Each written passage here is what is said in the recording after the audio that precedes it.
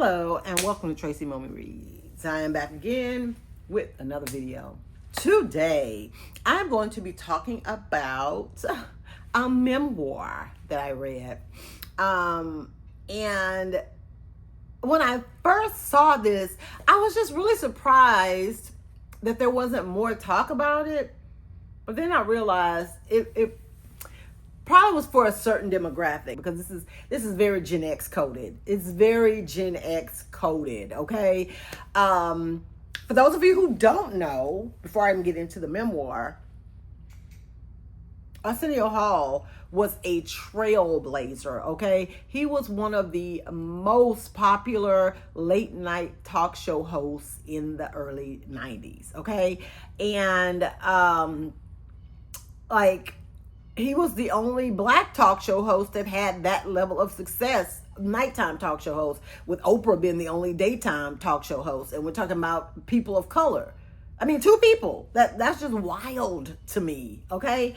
But anyway, I loved Arsenio's memoir. And the reason why I loved it is because it almost read like a script. You know, he was very, he didn't give us too much superfluous information. He gave us the basics and then, got us to what we came for, which was how his show came about, some of the backstage stuff that went on, the people that he met in the industry. So when it first starts off, he's from Cleveland, Ohio, and he talks about his, his beginnings or whatever. And he was an only child.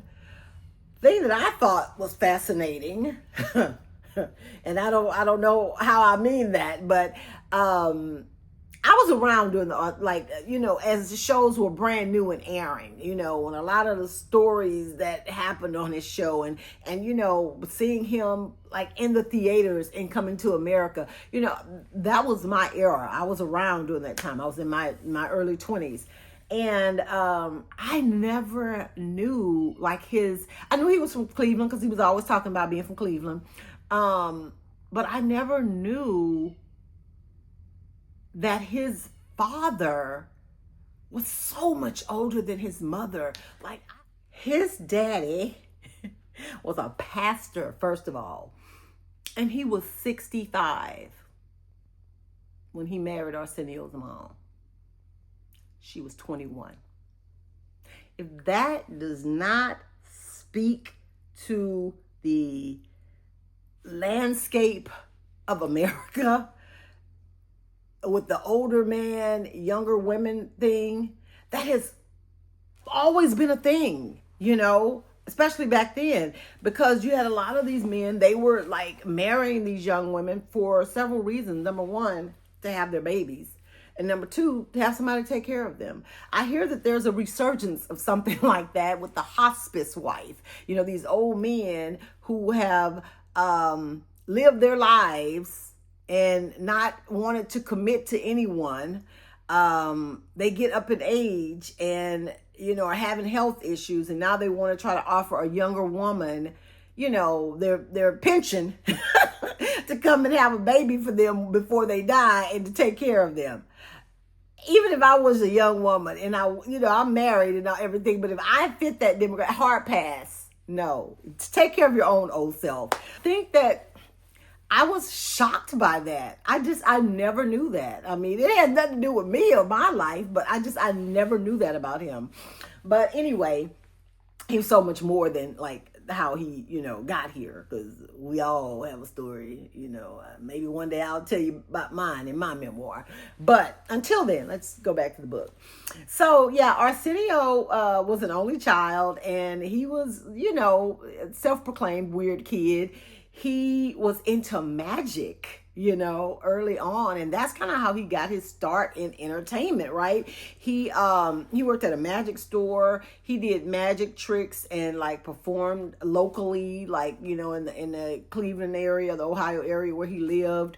And that's what he thought he was going to do. He thought he was going to be a world famous magician. He'd even gone to conventions and different things like that. And it was at a convention where a man told him, because the way that he did magic, it wasn't just for my next trick, I'm going to pull a rabbit out of my hat. He kind of, inserted like jokes and, you know, like interacted with the audience and was very personable, you know, type thing. So it was a man at the convention, like somebody that he admired, that told him he should be a comedian instead. You know, like that he had a really good rapport with the audience, that he was really funny.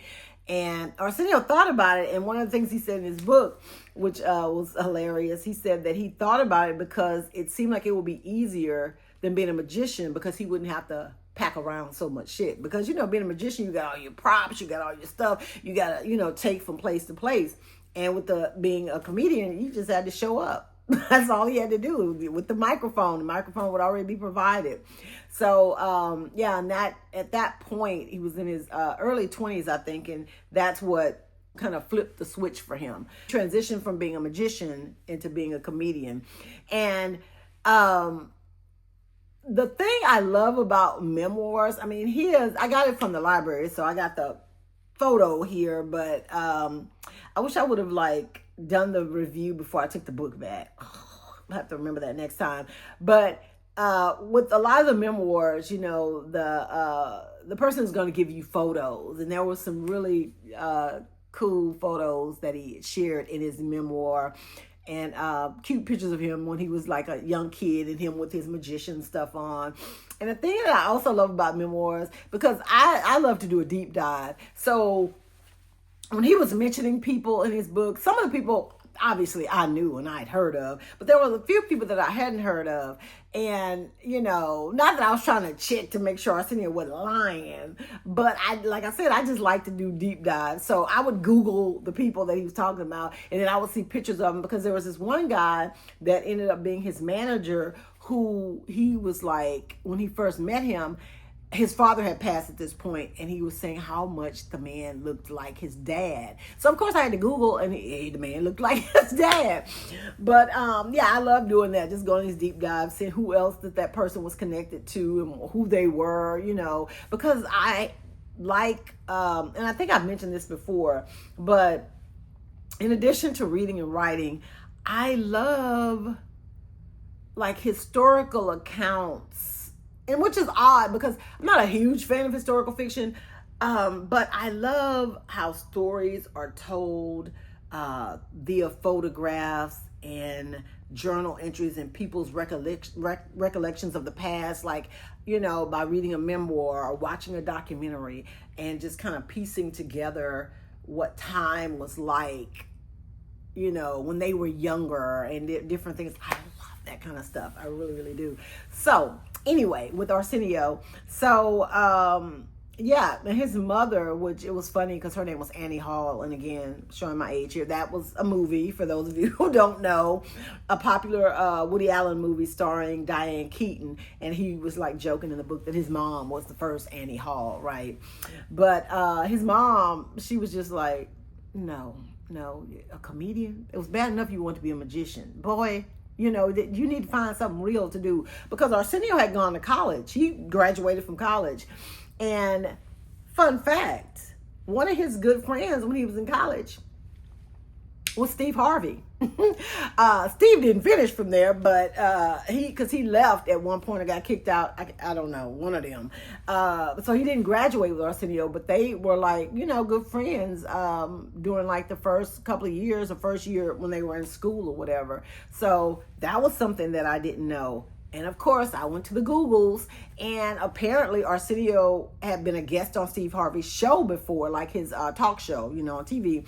And they talked about their times at, where were there was a popular college in Cleveland, University of Cleveland, maybe it was just University of Cleveland. But anyway, yeah, so that's the thing. When he talked about a lot of this stuff, there are YouTube videos to like back up all this stuff. Like there are so many clips from his show, you know, when he talked about certain episodes where certain guests were on there. I went and I like Googled it and watched the whole episode, and it was just, it felt good to like kind of revisit the past and the nostalgia. Oh my God. Because like I said, I remember watching Arsenio's show like as it aired live every week, you know, or every, you know, night that it came on or whatever.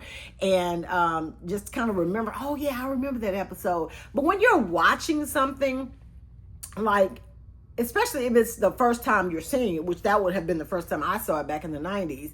Like, you don't know, like, all the behind the scenes stuff, or you're not looking at, oh, that man in the audience did jump up. Like, you're not focused on those things until, in retrospect, somebody points them out. And that's how I felt.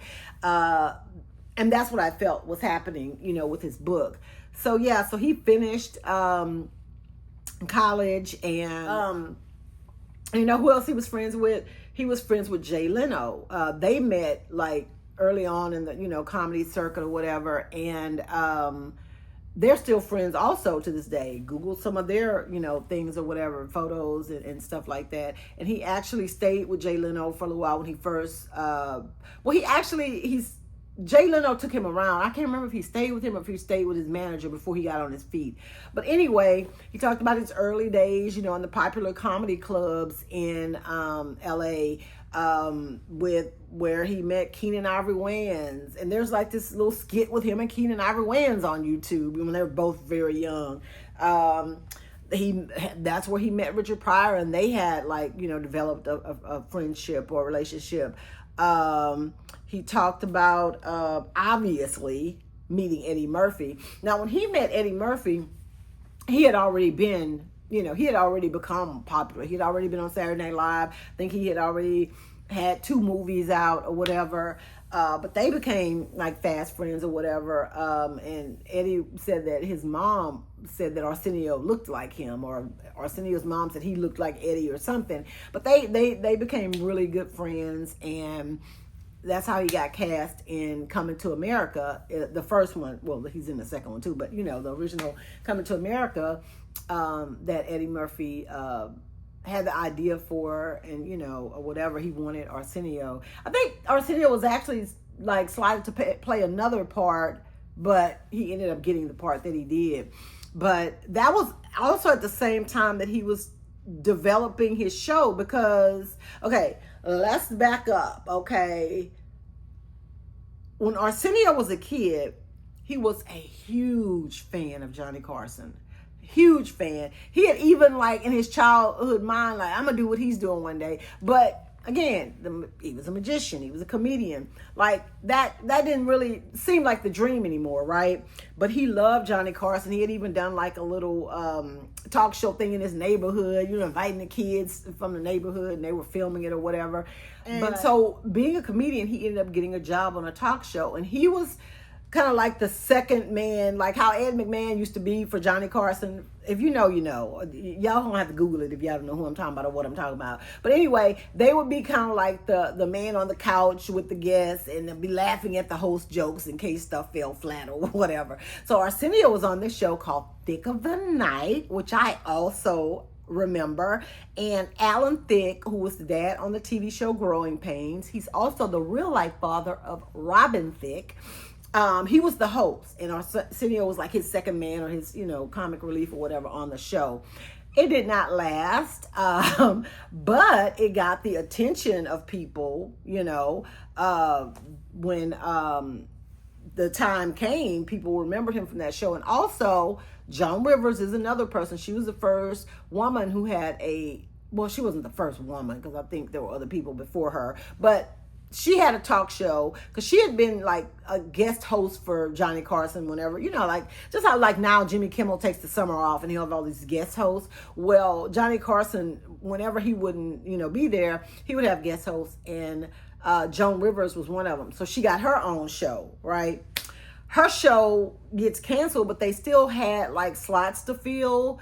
Or I can't remember if she left the show or if it got canceled, and that's why she left early. But there were still a few more, like, under contract. The network was looking for a few more shows from her. And Arsenio was, called, hey, do you want to do these last few shows for Joan? So that's when, like, he just was like, hey, maybe this is a thing. I could do this. He started thinking about it, then when it was over, because he had done such a great job, the people over the show were like, we may be wanting to extend this. Would you like this job?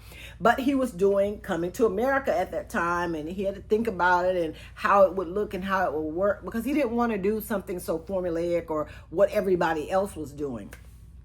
And to bring his life full circle at that point, he was a guest on Johnny Carson for his role that he had in Coming to America. He was like, Johnny Carson had him on the show.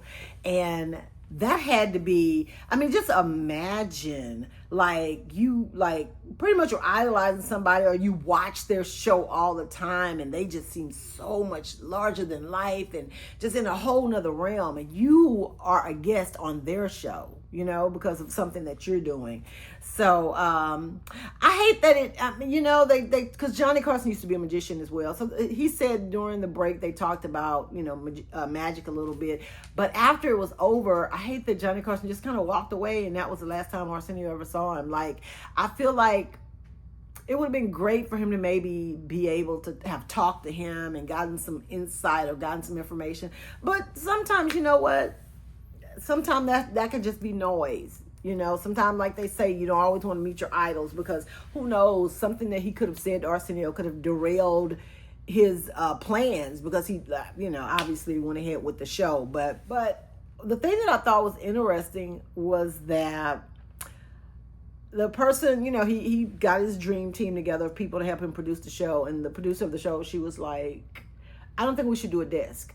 And, of course, Arsenio was like, that's talk shows. Everybody does desk. What are you talking about? In nighttime talk shows, the people are sitting behind a desk. That's how it goes.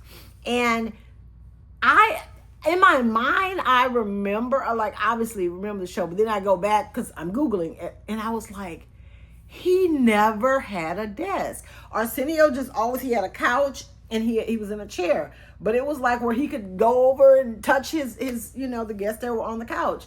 He did not have a desk. I don't know if maybe the first couple of episodes he did, but he ended up being one of the only nighttime talk show hosts that did not have a desk between him and his guests. And he was such a trailblazer in so many ways, and just the stories he told, my God, the people he had on his show. He had Bill Clinton even said that he thinks a big part of him actually getting in front of people and winning a lot of votes was because he made an appearance on Arsenio Hall. He played the saxophone on there. Google it. Go to YouTube, search it. It's there. But he had a lot of people, at the start of their careers, at the height of their careers. There is a YouTube video of Bruno Mars when he was 3 years old doing an Elvis impersonation on Arsenio Hall. Search for it, Google it. Just so many just iconic moments and performances that probably at the time, even when I was watching live, never knew that this person was going to go on to do that, or this person would end up that way, or whatever, because he did talk about all the people that he had, gotten to know and grown close to that had passed. Like Whitney Houston, Luther Vandross. They were visitors on his show a lot. And one of my all-time favorites was Prince. And he talked about how him and Prince had went to this after hours club, because Prince was always looking to see what type of music people were dancing to and what they were listening to, because he always wanted to, change up his sound and not do the same thing all the time. He talked about parties, at Richard Pryor's house, at Quincy Jones's house, Michael Jackson. This man, he had a lot of insight on people, and I'm sure he was just saying, telling the stories from surface levels and giving us some anecdotes and kind of weaving it into how his show came to be. But I bet he has some tea. I bet he knows some serious stories about some stuff that happened, back then. And that's the thing. I think a lot of people that are still around from back then probably have some stories, but they are very tight-lipped. It's like a code, probably because they were doing some stuff. But at the same time, it's like there was no internet, there were no phones, so you just had to be there, right? If you weren't there, then it's like whatever happened then stayed back then, and I think that of course my nosy ass wants to know some of it, but at the same time, I'm glad that only the people who are around for that era, who are in those rooms, that's something that they get to keep it and hold on to. Because I was surprised, because I was so like looking forward to Eddie Murphy's documentary, because he has stories for days about people, you know, from back then and all the parties and all the stuff. And he did not get into any of that. Like, he told some very tame stories in his Netflix documentary. Wow.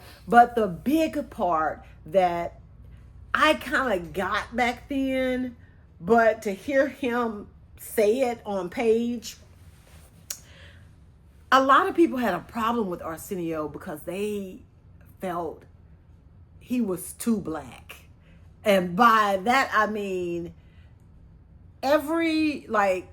he gave hip hop a boost, because back then on the talk shows, they were not putting rappers on at night on those talk shows. They, you know, if you go back and Google this interview, like with MTV, I forget the VJ's name, but he was talking to David Bowie, and he was saying that the reason why they don't really play a lot of black artists, or they didn't back then when MTV first came on, was that, you know, they didn't want to have like play a Prince video and have someone in the Midwest horrified or whatever. So it was all racism. It was racism and racism. Little did they know that person in the Midwest was probably already listening to Prince. Probably had a Prince poster on the wall.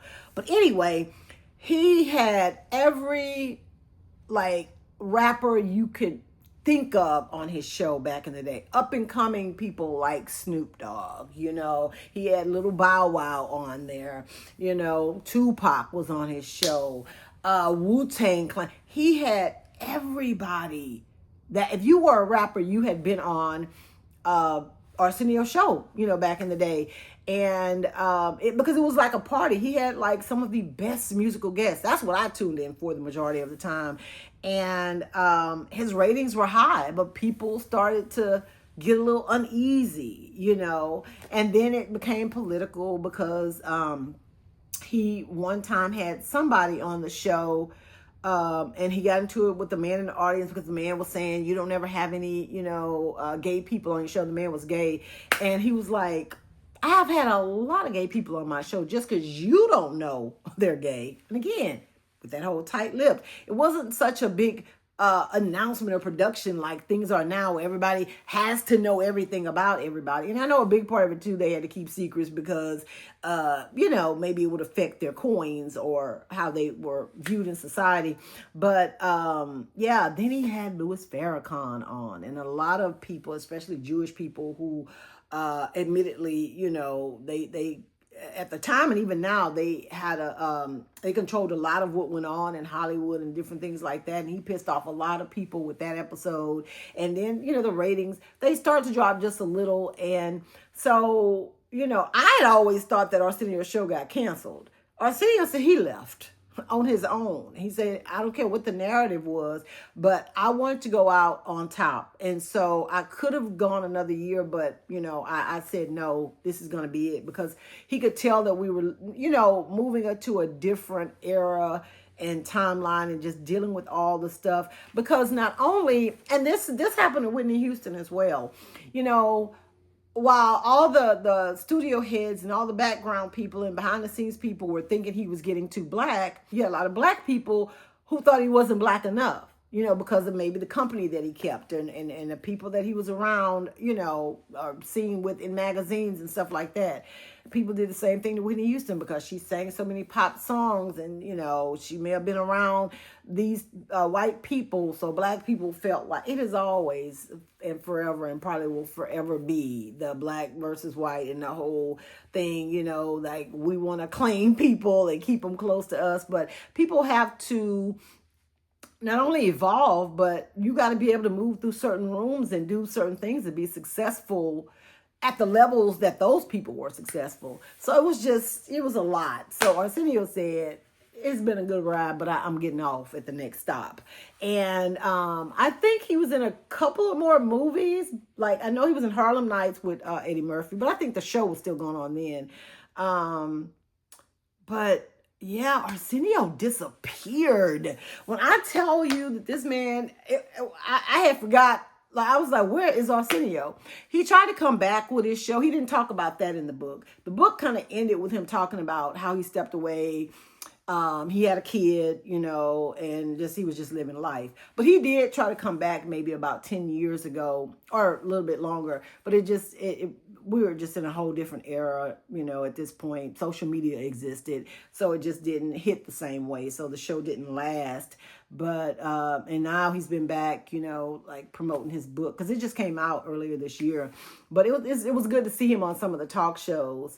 But he still looks good, and you know, I know he still has monies because the way he did his deals and stuff, and also early on, Eddie Murphy had, you know, introduced him to this guy who's helping him invest his money and telling him not to spend it all, which is good. I feel like everybody that enters into entertainment, especially once you start making really big money, you know, like athletes and stuff, like we're talking millions of dollars, you know, there needs to be budgets and there needs to be, you know, money because you don't know when the ride is going to end. And if you don't have a plan B or a career for after the career, then you will find yourself like some of these people, these tragic stories of people who, you know, were at the height of their careers making hundreds of millions of dollars, and now they're like broken in bankruptcy. That just seems impossible. But given the lifestyles that a lot of those people live, you see how it can happen. But anyway, loved Arsenio's memoir. And like I said, it's for Gen X. It's for Gen X. So, you know, and millennials may be able to glean something from it. But I feel like it's really for people of a certain age who are around in the 90s and remember that era and will know who these people are that he's talking about. Otherwise, you're going to be totally lost. But I enjoyed it. So anyway, if you have read Arsenio's memoir, I would love to know your thoughts and maybe what some of your favorite parts were from some of your favorite stories that he told. Thanks so much for watching. Make sure that you like this video and go ahead and share it with someone else who you think may enjoy my content. And be sure to hit that subscribe button if you have not done so already. I mean, what is taking you so long?